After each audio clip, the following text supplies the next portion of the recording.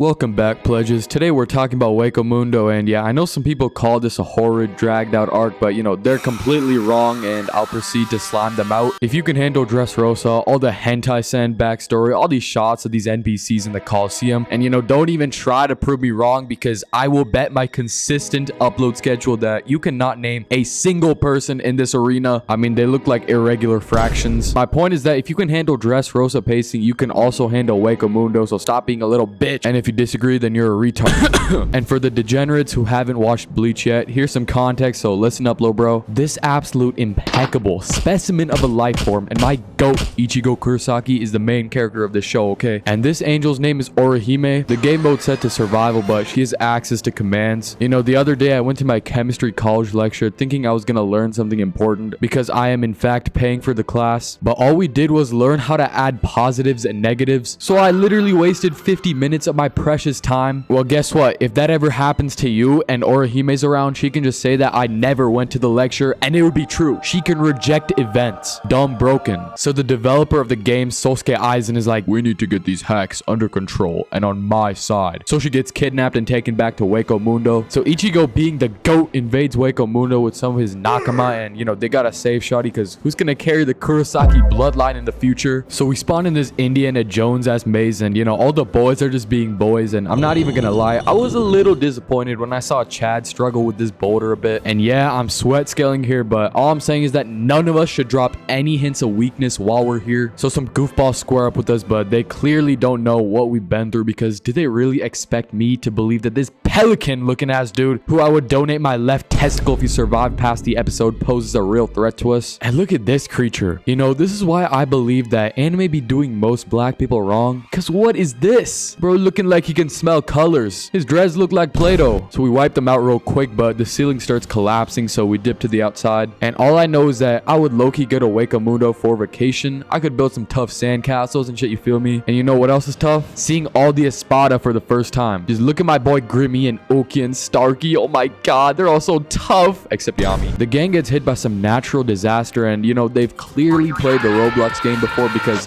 they all survive. Grimmjow's about to go out and kill Ichigo because he needs his get back, bro. I low-key felt bad for him because he was about to kill Ichigo 2 times before, but he got stopped both times.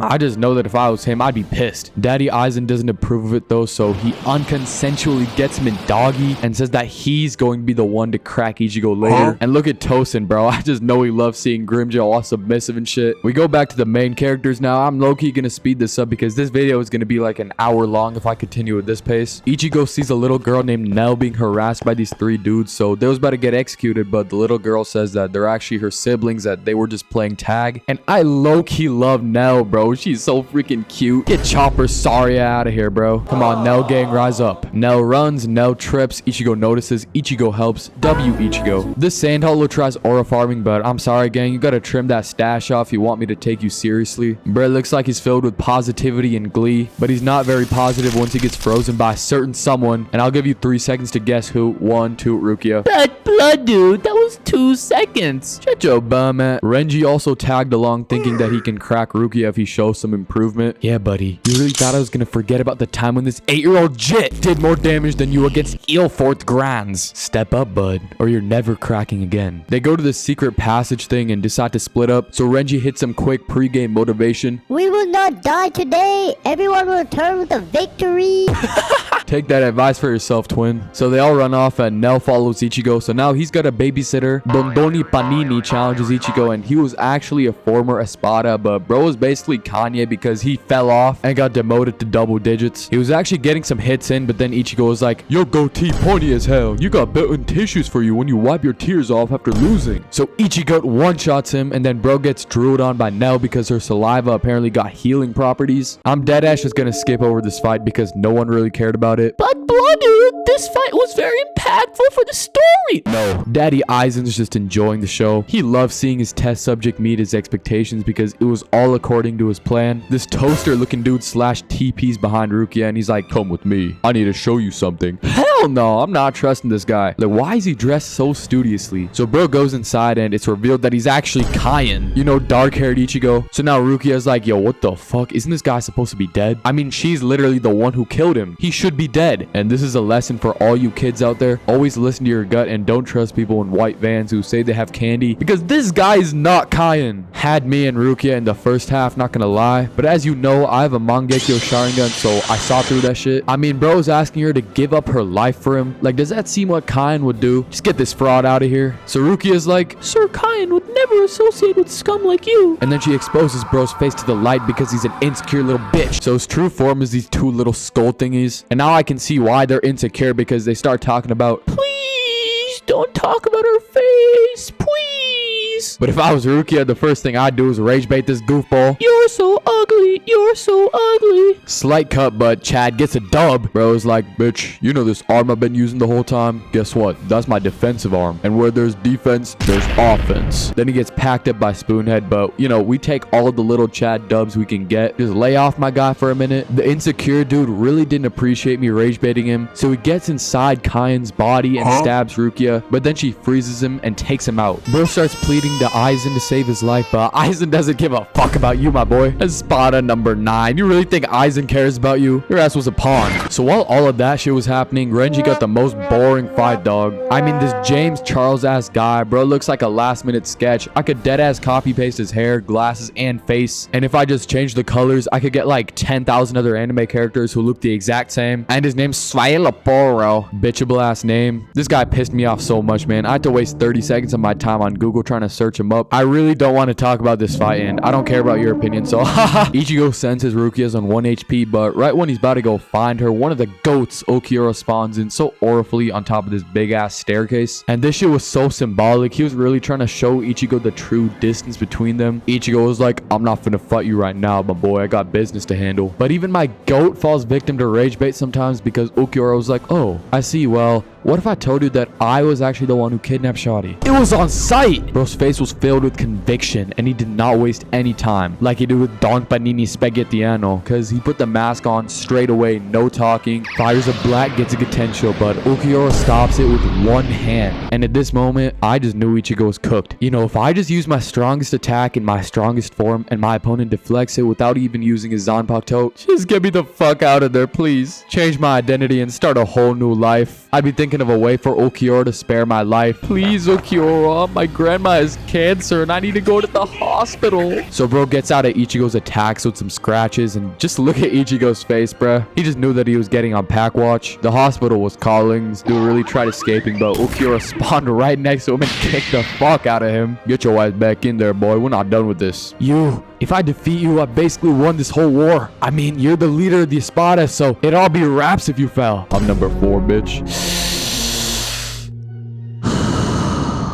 There are 3 Espada stronger than him. 3. Guys, are you collecting this? There are 3 Espada stronger than Ulquiorra Schiffer. 3 Espada stronger than Ulquiorra. I don't even know at this point, bruh. And Ichigo can't even process it because he gets a hole straight through his heart and he's literally dead. Dead! Cut the show right here and start Ichigo Bleach Next Generations or some shit, because Ulquiorra has officially unlocked the MC Slayer badge. Hall of Fame threat right here. That right there is a flex. Orihime's getting bullied by Loli and Menali, but these bitches just want more attention from Daddy Aizen, so they're just jealous, and the fact that Orihime doesn't really give a fuck just pisses them off. W rage bait. But then Grimmjow spawns in, decimates one of them, and then he walks to the other one while she's in doggy, and she's like, Please, please, please spare my life. You know Daddy Aizen isn't gonna spare you if he knows what you did to me. Aizen doesn't give a fuck about you, bitch. So he takes Orihime and slash TPs to Ichigo so she can heal him so they can have their final fight. Really needed bro at full power just because he wanted to beat his ass himself. Wait, that's low-key tough though. But we have no time to breathe, bro, I swear, because Ulquiorra spawns back immediately after knowing what Grimmjow did. I mean, never give this man a hall monitor or a narc job because he'll just be on your ass the whole time. Nothing slides when he's around. Grimmjow, what the fuck are you doing? Fight me, bitch. He puts Ulquiorra in a seal and sends him to timeout for a few hours because he's been a naughty boy. So now Ichigo can fight him, and and they start scrapping, and bro makes Ichigo get serious because he already has the mask on. So Grimmjow finally had to get serious. He transforms into a Super Saiyan 3 Panther and starts clawing at Ichigo. Come here, bitch. He was trying to rage bait Ichigo, but Ichigo had enough rage baiting after what Ulquiorra did to him. So he actually ends up rage baiting Grimmjow and he gains the upper hand. Then he tells Grimmjow that the Huz are watching and he can't lose any aura. So he cuts him right smack dab in the middle of his chest. Brody looking like pre-time Skip Zoro with the Baratier. Grimmy isn't done though because he actually has his ultimate move. So he uses it and Ichigo just cuts through that shit using his Evo, and Ichigo has officially won this fight. Grimmjow was very respectable in the end though, and Ichigo realizes that too. I mean, he was a way better rival than that bum Renji.